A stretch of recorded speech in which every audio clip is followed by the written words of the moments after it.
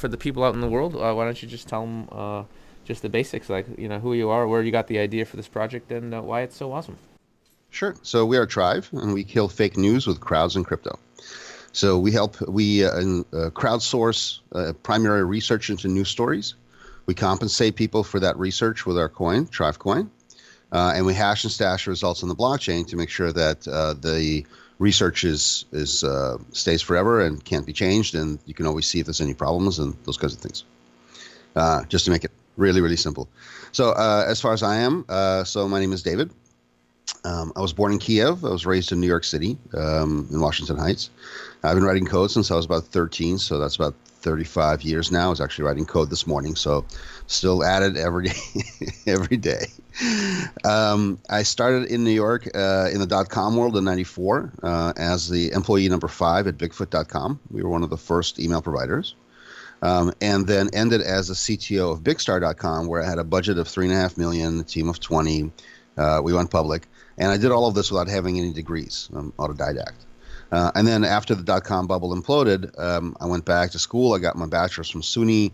I got my MBA from Columbia. I spent 6 years at IBM. I spent about 3 years living abroad in Asia and staffing a VIP. That's always a lot of fun. He had me buy him a modeling company in Florida, so I moved back to Florida and ran a modeling company for him. And I've been in the Bitcoin world since about 2013, starting first as a miner. Then I had a couple of different companies. We developed some software, something called Mining Slicer, which took a big miner and made it into lots of small miners. My wife and I were the first couple to get married in the blockchain, and about 3 years ago, actually. So at Coins in the Kingdom, you're welcome to Google and look all of that up. They carried it in the Times, the Post, and so on. And so now I'm doing Tribe for the last year, and it's really, really exciting. I believe that the truth is the truth no matter who speaks it. And I believe that the truth has to be sacrosanct, that if we need to truly have a fair, equal, good society that we all enjoy, at the very least, we need to understand what the truth is behind everything. Did more people show up at Donald Trump's inauguration than at Obama's? I personally don't care, but people have they want to know the answer to that question. Okay. Were the Russians involved? Well, let's collect all of that evidence and put all of that together and see how that goes. And I have to tell you, my inspiration really comes in many ways from the kids on 4chan. So if you've ever, the weaponized autists, if you know the stories about them, I mean, they're astounding, right? I mean, they were able to shut down Shia LaBeouf's He Shall Not Divide Us project in 24 hours with nothing but a blue sky as a background. And the issue here isn't what do you think of his project and what do you think of them shutting it down. The issue is that they were able to geolocate a flag on a pole with nothing but a blue sky in the background, sitting from, somewhere, anywhere in the world. It's incredible. They're able to call it an airstrike on ISIS using Russian military, literally, right? Like here's what happened. Yeah. It was amazing. So ISIS puts out a YouTube video talking about their new training camp. 4chan gets interested.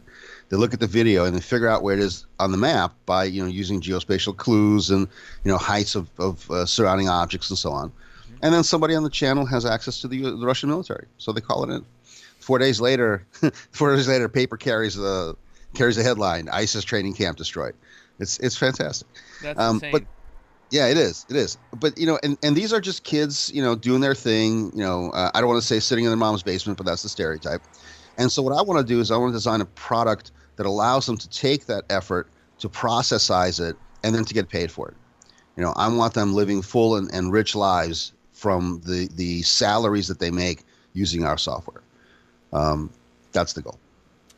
Very interesting. Very, very interesting. Well, I know you don't know squat about me, but I'll tell you that, I'm a voluntarist, so I believe in not using force to force anyone to do anything that they don't want done to them. And bit of an anarchist too. I don't think the governments are doing a great job for us. So I think all these decentralized systems that we're building are eventually going to make the government irrelevant, because we'll just be running our own finances, our own we'll find our own news, our own everything. We don't really need to be told anything, Right. or force used against us. So so for me, I've been noticing this problem for a while. Like as a YouTuber, right? I made a living as a YouTuber for many years, being a dating coach. And I want to talk about whatever I want to talk about, and I have another channel where I just I'll rant about anything. I used to be a stand-up comic. I believe in 100% freedom of expression. So if you don't like what I'm saying, don't listen.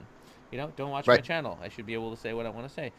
and it's amazing because the government will lie, cheat, steal, bomb countries, do whatever the hell they want to. But if you say the wrong thing or that it's politically unacceptable, oh, we shut this guy down. He should, it's complete. The hypocrisy of it is just absolutely ridiculous. Absolutely. I can't take it anymore.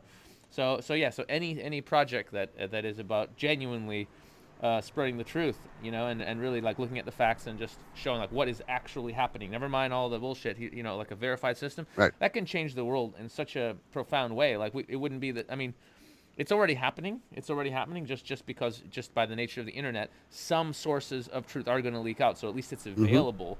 But it's not gamified. It's like you don't really like you have to just you have to do your own research. So if you had one place Right. where it's like here's the reputation system here. It sounds to Yep. me like it's going to be reputation system. People are Yep. going to be uploading all of their like everything. All the proofs are going to be there. Yep. So anybody who does just understands how the system works will be able to figure out very quickly what's actually happening, regardless of what the U.S. government or other governments or other puppets or other media are saying. Right. You know what I mean? Yeah. Exactly. And that's. Yeah, and that's exactly why we just designed it as a DAC. So if you look at the white paper, and it's available on the website at trive.news, the system has two parts to it. It has a DAC and a corporation. The corporation is vulnerable, and I'm the head of the corporation. If somebody comes and holds a gun to my head, they're going to get me to change my mind. I'm not interested in that. The DAC spins off on its own. It becomes sort of like Bitcoin in that there's no major control. There's no one controlling it. There's a foundation that manages the protocol, but it's basically like just a bunch of developers that get paid to write code. The DAC stands on its own. It'll have its own community. It'll have its own people, and the way that we designed it is that it has lots of checks and balances in it. So, for example, if you're doing research, you get paid for that research. But if a verifier can prove that your research is false, the verifier takes your money. Takes your research payment, right? So now you have an incentive to make sure that you're always providing the truth. The verifier has an incentive to prove you wrong, and witnesses decide what those are. And you're absolutely right. Everyone in the system is completely anonymous. All we have is an Ethereum wallet address and a reputation score. And your reputation score decides on which of the roles you're able to do, so that by the time you become a curator, you have a true vested interest in making sure that the system remains sacrosanct and works well, because otherwise all of that extra work that you've put in will be destroyed. So yeah, and I agree with you completely that the truth has to be set free.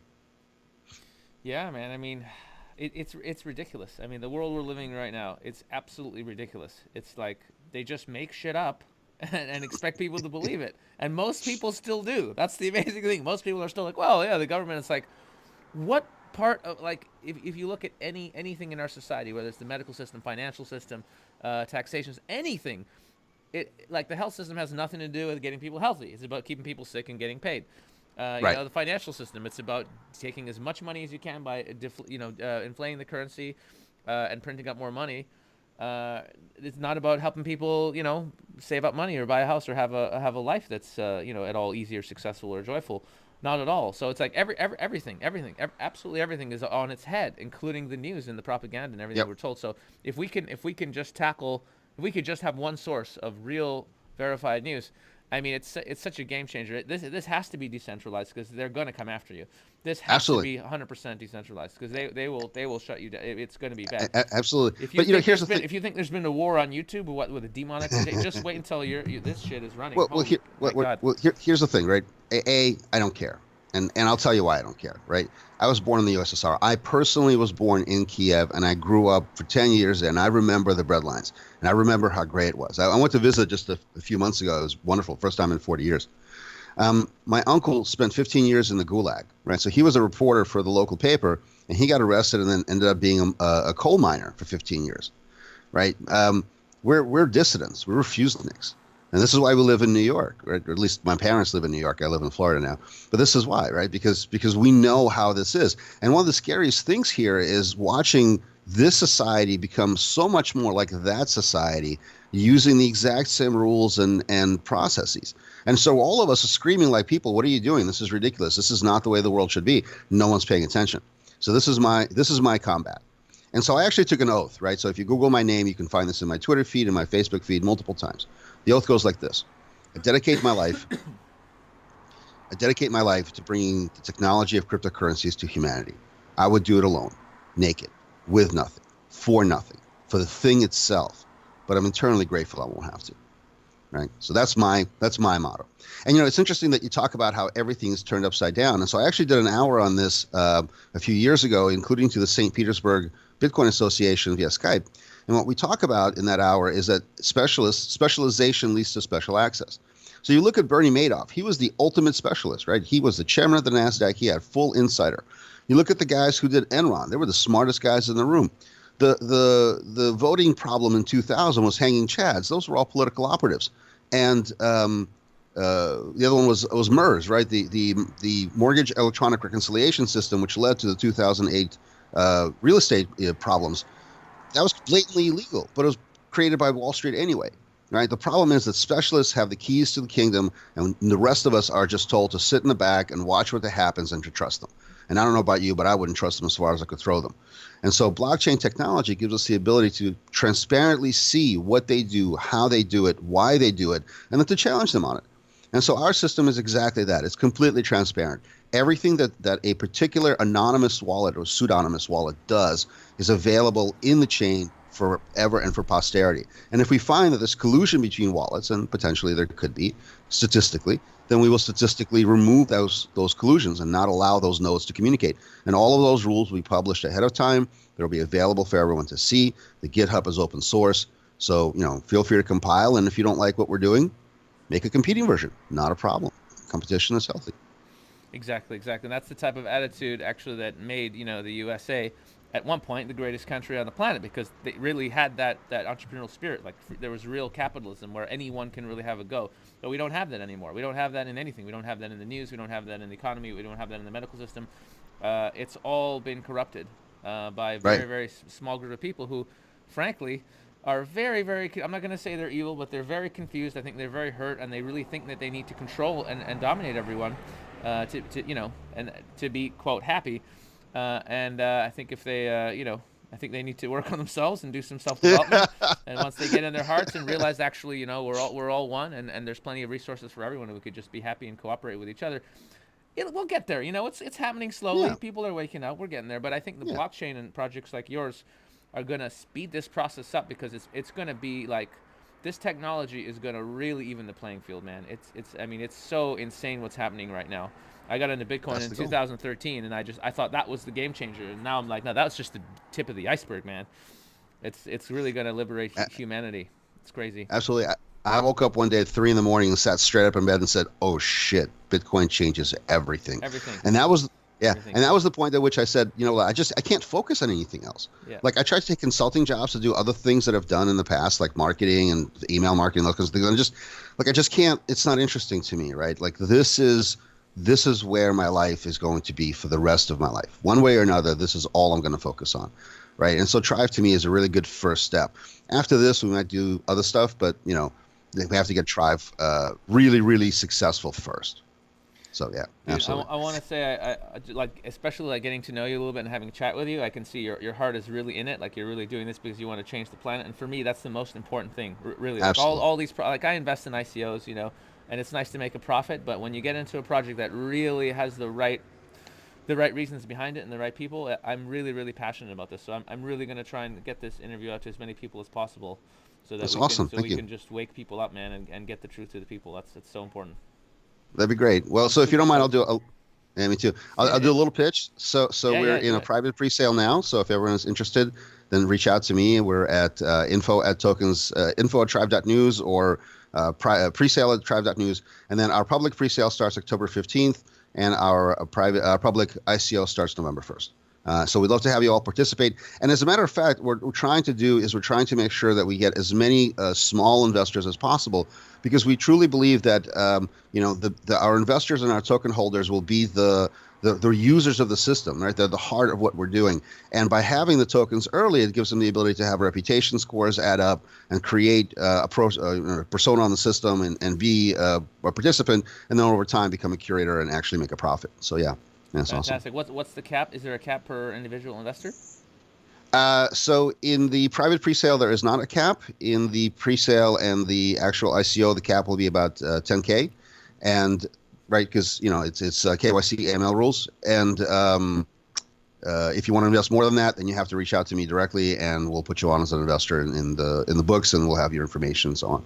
It's unfortunate. We would prefer not to have information about the users. It's one of the reasons why we designed the system the way that we did. Unfortunately, we have to operate within the laws that we exist in. So. Well, I think the laws we exist in are changing very quickly, so I I'm agree. looking forward to I that. agree. Dude, Me thanks too. so much. Really, really excited, and wish you all the success with your project. Thank you. Thanks for taking the time. I really appreciate it.